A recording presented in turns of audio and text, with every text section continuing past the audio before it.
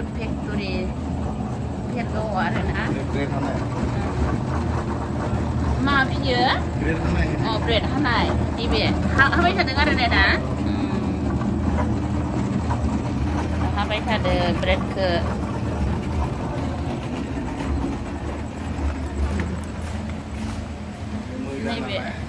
नैबे आरो नानाय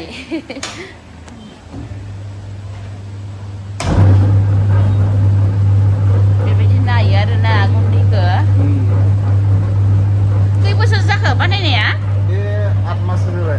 माहासो 8 माह 8 मास सिगां दोङोमोन फिसा दोङोमोन बे 3 बोसोर जाबाय दा बिल्डआव हरनाया 8 मास जाबाय आरो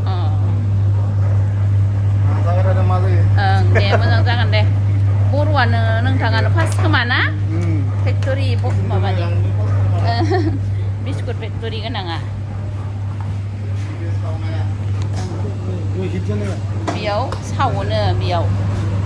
गरमखा हिट खालामो बेयाव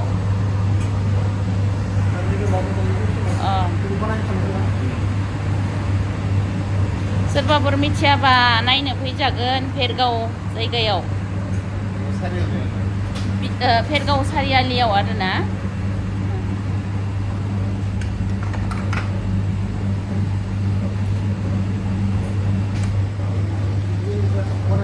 बेफोरो बानायखांनाय हिट होखांनाय आरोना बेफोरो बेयाव बानायना दोनो बेकिंफोरखौ बेखौ बन्द खालामाखै मेसिना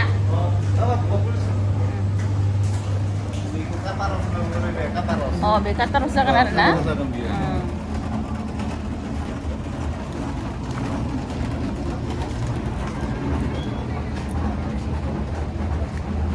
बिथिं आरो पेकिं बानायनो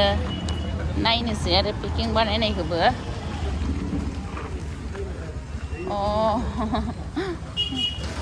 बेयाव पेकिं खालामगासिनो आरोना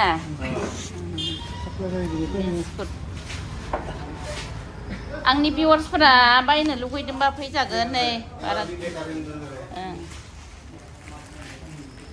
थफ्ला बायना लाङो आरोना साहा हटेलनि मानसिफोरा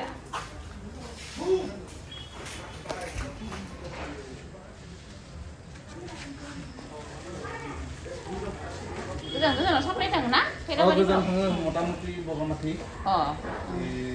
माबा बनगुरुम साइड साहाथिं